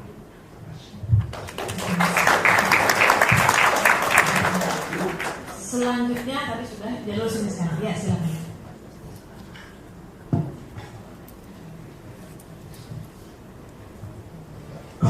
Nama saya Yuda dari FTIP Unpad. Tadi kan ekonominya temanya tentang ekonomi maritim. Kalau ekonomi maritim berarti kita berbicara orang-orang di pesisir pantai, terutama nelayan. Kalau kita perhatikan mungkin nelayan di Indonesia dari pesisir pantai, mungkin dari Sabang sampai Sulawesi, kehidupannya kita tahu kehidupannya sulit, apalagi di masa-masa sekarang yang banyak mungkin badai sehingga mereka tidak bisa melaut, dan makin sulit buat keluarga. Nah, bagaimana kita mau membangun ekonomi maritim yang mungkin banyak di ekonomi maritim itu berperan para nelayan-nelayan, tapi sedangkan di negara kita nelayan-nelayannya saja hidupnya susah. Dan segimana kira-kira mungkin Prof. Visual sama Prof. Laude punya konsep bagaimana orang-orang di pesisir ini bisa sejahtera. Kalau di Pakistan kita tahu Muhammad Yunus punya konsep Grameen Bank yang dia bantu orang-orang miskin pedesaan untuk tanaman dan kredit mikronya, apakah mungkin bisa cocok misalnya BUMN Bank KP Indonesia versinya untuk nelayan-nelayan di pesisir? Kira-kira mungkin Prof punya visi apa atau program apa buat para nelayan-nelayan di pesisir?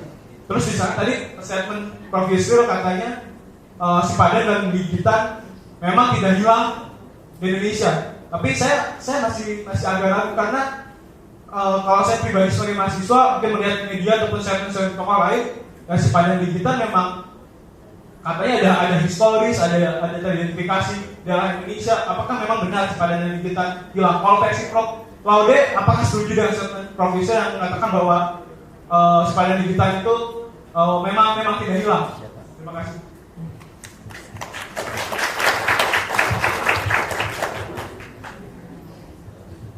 Ya, jadi begini, saya tidak spesialis ahli ekonomi, tapi saya pikir bahwa kita harus mengubah subsidi kita ini. Subsidi kita ini kan kepada BBM listrik yang paling besar menyedot APBN kita. Mengapa kita tidak subsidi ya, kepada produk pertanian dan produk perikanan? Sekarang yang disubsidi itu adalah pupuk sekarang yang masih disubsidi. Lalu, tapi kenapa tidak produknya? Katakanlah misalnya beras itu 1 kilo 10.000 sekarang. Sekarang petani suruh tanam aja padi, nanti pemerintah beli beras itu 7.000 per kilo, dijual di pasar itu 10.000. 3.000-nya dari mana? 3.000-nya itu disubsidi oleh pemerintah. Tidak terlalu sulit secara teknis itu untuk dikerjakan dengan syarat KUD zaman Pak Harto dikatakan kembali. Jadi produknya yang dibeli. Kalau itu caranya, maka seperti pulang aman. Dan kemudian mungkin petani pun akan jual berasnya baru dia beli lagi, ya supaya dia menikmati subsidi dari situ. Hal yang sama sebenarnya dapat dilakukan pada perikanan, tapi memang betul-betul pemerintah itu melindungi nelayan dan membangun pusat-pusat kota-kota di tepi laut untuk dijadikan sebagai kota-kota perikanan. Ya, katakanlah yang tadi Pak Laude sebut, misalnya kota di kampung beliau ini, kota Bau-Bau, kota yang sebenarnya memainkan peran transito di situ seperti Singapurnya untuk kawasan-kawasan sekitar. Dan sebenarnya kalau kita bangun itu sebagai kota-kota perikanan, disitulah pemerintah itu membangun basis perikanan, marketingnya, planningnya, segala macam. Dan dari situlah dia pusat pemasaran ikan ke tempat-tempat yang lain. Sekarang ini kan nelayan mancing sendiri, kemudian dibawa kepada tengkulak ikan atau pedagang perantara, lalu kemudian dijual, dan ketika itu dijual, dan tergantung ketika ikan sangat banyak harga jatuh, ketika ikan sangat langka harga mahal, tapi nelayan harusnya nyawa turun ke laut karena gelombang dan angin yang besar. Jadi kalau dari segitu saya dengan Pak Laude paham betul lah. Ya.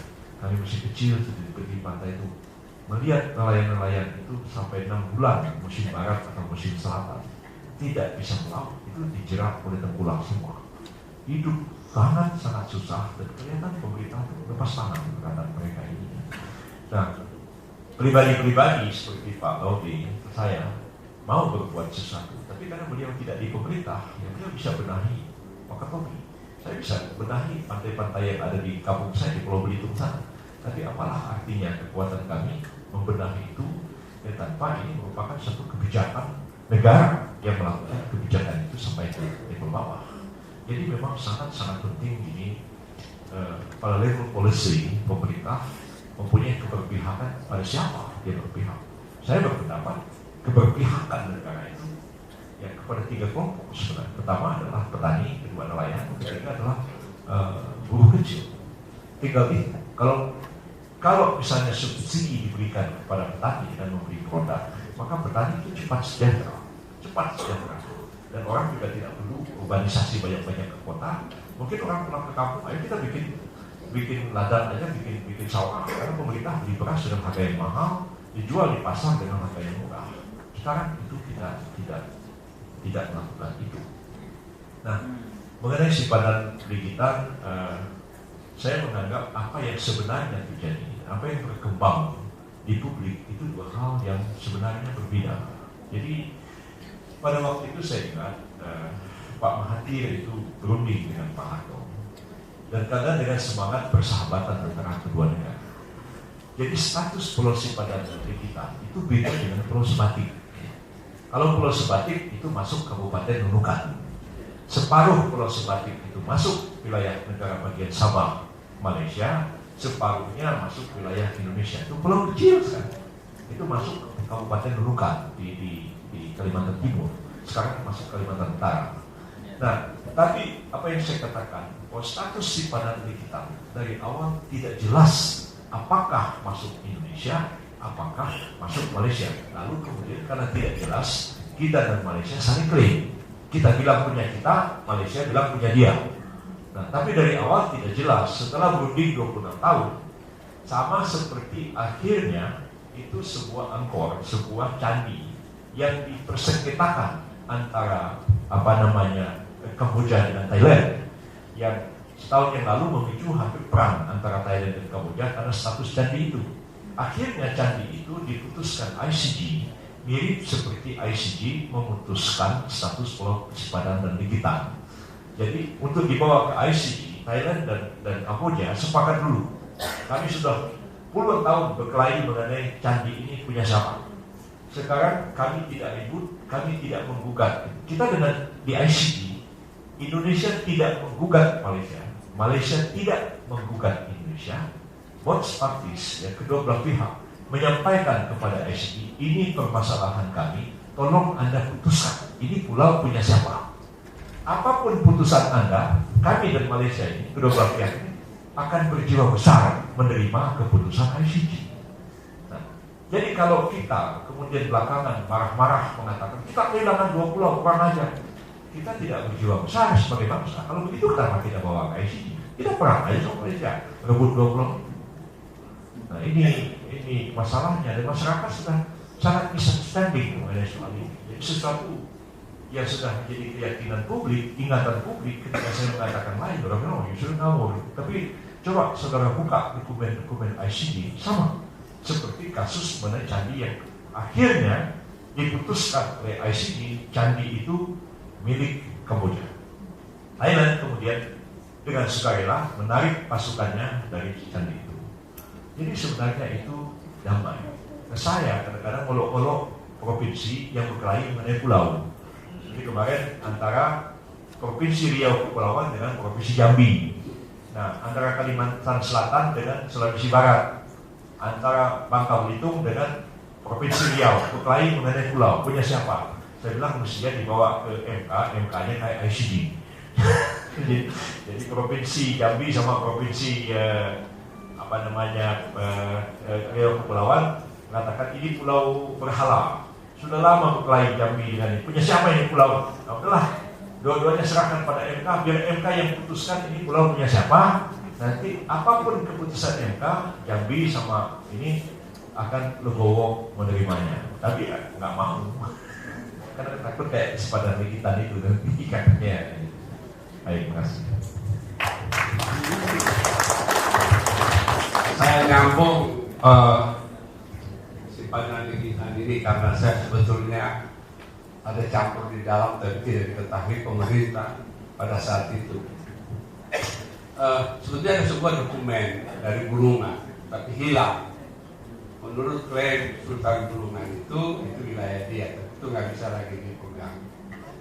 Nah, saya karena mainnya di laut, saya bersahabat dengan anaknya Menteri Besar Sabah, Datuk Haris.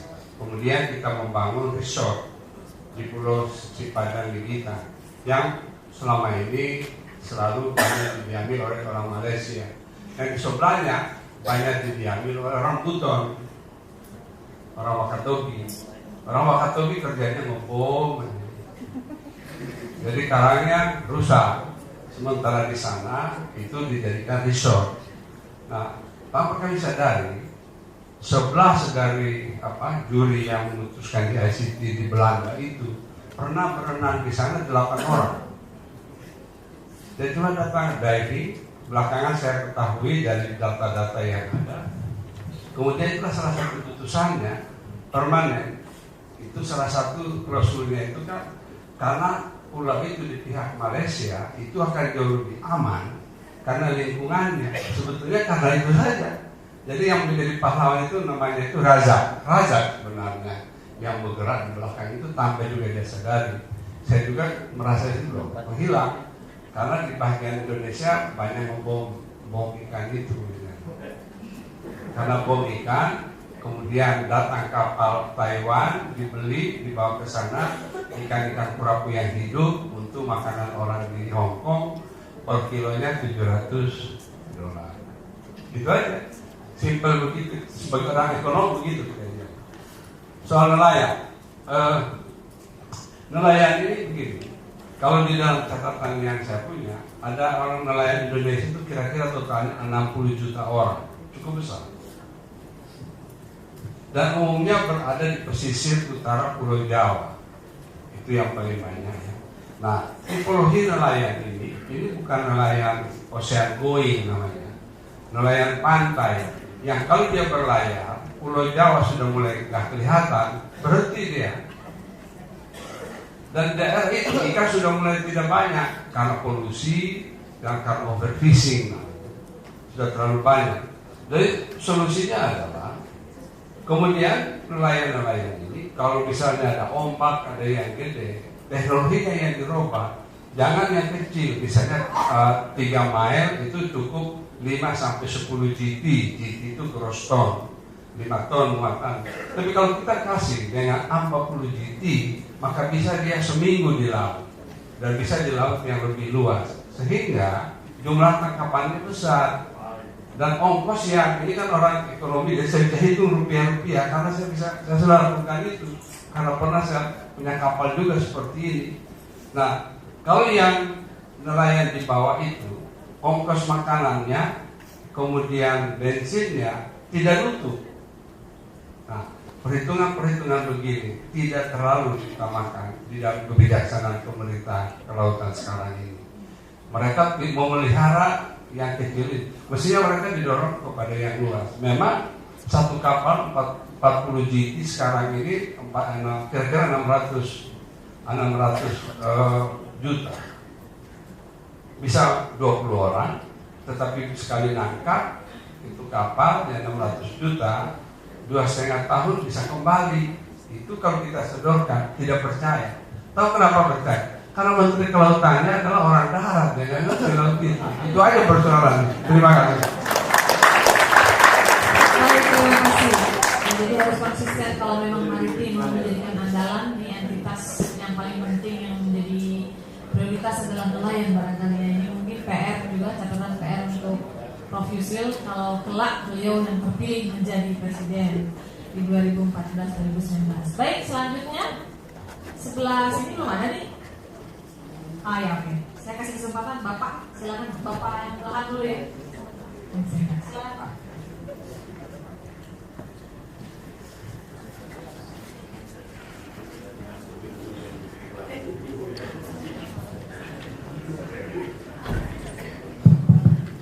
Assalamualaikum warahmatullahi wabarakatuh.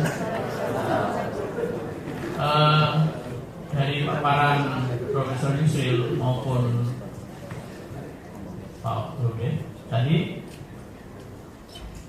saya belum mengenali Pak konsep Bapak dalam pengembangan kepulauan dalam rangka kesejahteraan masyarakat pesisir atau perbatasan.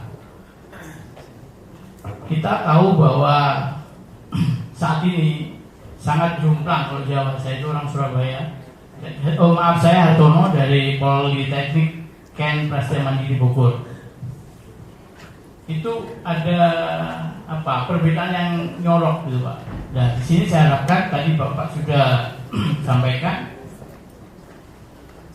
dan saya sangat mendukung secara pribadi Pak. Kalau Pak Yusril jadi presiden, wapresnya Pak Ludes. Supaya apa? Secara pribadi Pak ya, bukan dari kampus. Ya, paling nggak Menteri Kelautan. Ya, karena harus lebih tahu gitu loh Pak.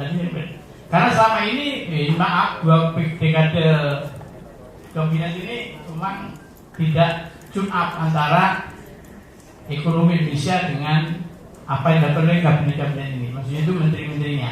Tadi saya contoh kayak Pak Cecep ya, itu dari darat kan gitu. Kenapa nggak dari laut kan gitu kan? Supaya berkembang.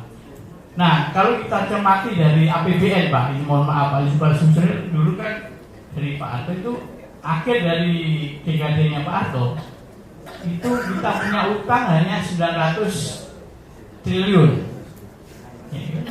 Ini maaf.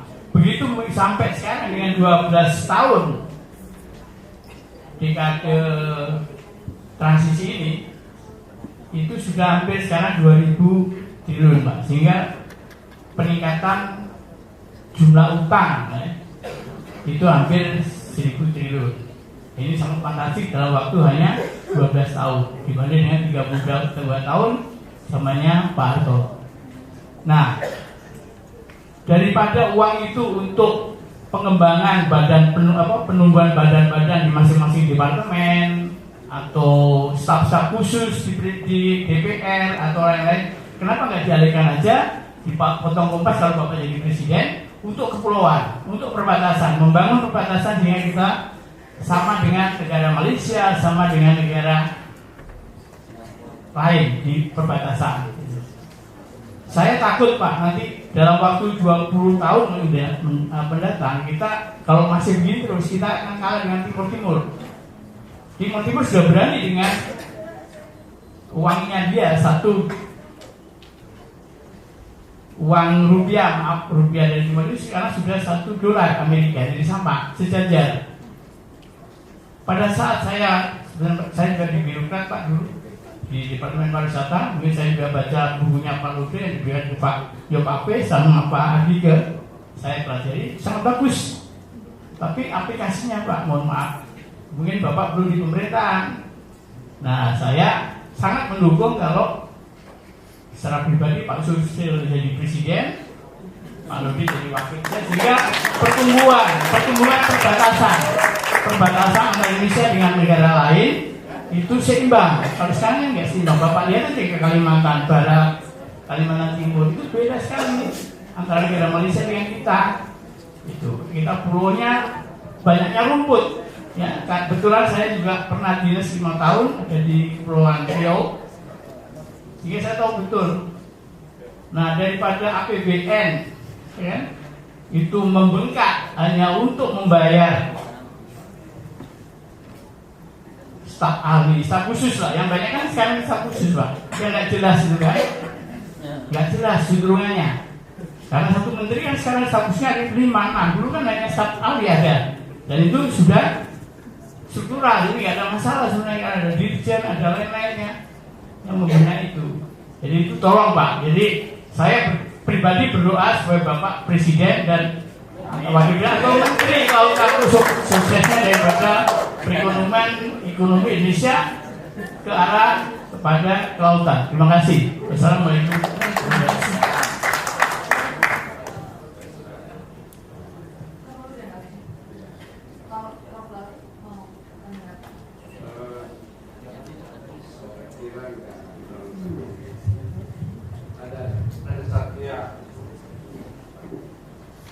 Yang ini tadi ada yang bagus tuh konsep kesejahteraan pulau kecil ya, betul itu. Jadi konsepnya itu kita datang dari sebuah filsafat ya. Hanya mereka yang terkait dengan kehidupannya di wilayah itu yang mau mempertahankan wilayah itu, betul. Nah, demografi Indonesia hari ini terjadi mobilisasi dari pulau-pulau kecil ke pulau-pulau besar, setuju? Karena di pulau kecil tidak ada kehidupan, tidak bisa maju dia atau bertahan kecil. Maka harus ada namanya pembalikan, yaitu pulau-pulau kecil itu menjadi growth center. Tadi Pak Yusri dengan baik dia kemukakan, namanya township. Saya sudah membuat satu model yang tadi itu model untuk mempertahankan Ambalat. Ambalat kita tahu ya, Ambalat itu persengketa antara Malaysia dengan Indonesia. Orang kira Ambalat itu pulau, bukan laut, tapi di dalamnya ada minyak. Maka wilayah itu dipersengketa. Nah kemudian pada saat itu saya ajukan ya para presiden sekarang juga janji, presiden itu dia lupa gitu. Konsepnya itu adalah tadi disebut di pulau apa yang dekat dulu kan simpatik harus dibuat atau ditarahkan namanya township fishery town yang penduduknya tidak perlu banyak. Penduduknya itu di dalam hitungan saya itu hanya kira-kira 600 kepala keluarga, yang kalau 600 kepala keluarga tambah 5 dengan keluarganya kan sama dengan 5 kali 6, 3.000, tidak bisa jadi desa. Harus infrastrukturnya kota, makanya township, growth center namanya. Terus bagaimana kehidupan mereka? Dibangunkan industri perikanan di situ, yaitu pengolahan perikanan dan penangkapan. Fishing groundnya di mana?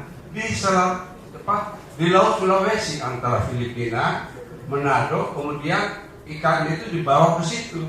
Nah, jumlah kapalnya itu 300 saja.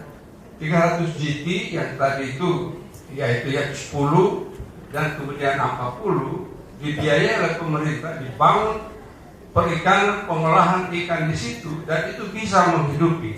Nah, dalam hitungan itu sudah ada modelnya. Hitungannya itu adalah inilah yang kemudian bisa menciptakan lapangan kerja yang luar biasa besarnya. Untuk satu pulau yang kecil begitu bisa sampai kemudian mencapai 10.000 kepala keluarga. Tadinya kan cuma sedikit ya. Jadi kalau 10.000 kan bisa 60.000. Nah, ini kemudian ikannya kemudian langsung diekspor. Nah, ini sendiri menjadi growth center. Inilah kesejahteraan sehingga nelayan-nelayan yang kira-kira 400 kepala nelayan kali 3 orang, maka kemudian kan ada 1.000-an. Nah, ini bisa menghidupi dia. Income-nya per orang itu bisa per bulan itu dia bisa mendapat 8 juta bersih. Nah, dari 8 juta ini sebagian dipotong untuk koperasi untuk mereka, selebihnya untuk belanjanya dia. Untuk seorang nelayan dengan 8 juta di daerah terpencil sudah cukup besar, gitu kan. Nah, kalau ini kita bangun, ada di dalam konsep saya itu masih ada di seluruh Indonesia ini. Pola-pola seperti ini, berapa modalnya? Cuma modalnya adalah 300 miliar, tapi kembalinya 4,5 tahun. Kan persoalannya kan bukan berapa investasinya, kembalinya berapa. Dan ikan yang ditangkap itu adalah ikan yang ekonominya sangat bagus. Itu baru yang beroperasi di Selat Sulawesi. Nah, di Laut Sulawesi itu kan kasih rumpon kan. Kasih rumpon, ikan datang, kemudian dia pergi mancing, dia bawa ke sana, diolah, kemudian dikasih kaleng, kemudian diekspor lagi. Sebetulnya begitu saja. Sekian banyak itu yang disebut belt ekonomi maritim berbasis pulau-pulau kecil dan kota-kota pantai. Ini kita prioritaskan di Miangas atau di daerah-daerah perbatasan sehingga mereka inilah jadi gini, nelayan yang tiap hari di laut itu sebahagian angkatan laut. Angkatan laut kita bisa biayai. Kan angkatan laut selama ini kan gini, dia datang beroperasi di pulau, pergi. Nanti bulan depan datang lagi. Yang tiap hari di laut siapa? Nelayan. Nelayan tiap hari diberi satu device khusus, satu SMS. Kalau dia lihat ada daerah lain atau kapal lain masuk, dia tinggal dia beritahu ke daratan kepada angkatan laut. Ini ada yang aneh. Maka kapal kita yang patroli cepat itu dikasihkan yang 200 mil per jam. Dia datang itu setengah terbang itu. Dia datang, dia menjaga. Sebetulnya konsepnya sederhana, didiskusikan ini, semua bilang iya. Begitu mau taruh duitnya, nggak ada yang naruh. Ya berhenti lagi konsepnya sampai situ aja. Padahal saya sudah buktikan contoh yang lain di Wakatobi, dia percaya begitu idenya kan. Sudah ada contoh loh ini, kenapa nggak kita kembangkan? Semua bilang iya. Kalau kita ketemu menteri bilang iya. Begitu giliran kita di APBN, tidak ada di APBN. Ya nggak bisa. Memang betul, memang harus kita yang presiden baru bisa. Terima kasih. Terima kasih menarik ya. Mungkin dipertimbangkan nanti kalau Prof Yusuf jadi, mungkin Prof Nalde nanti menjadi pendamping. Oh iya, sudah. Baik, satu sesi ini kita mendengarkan paparan diskusi ya berbeda dengan perspektif sesi sebelumnya. Ya, jadi ini betul-betul kita membunuh orang laut.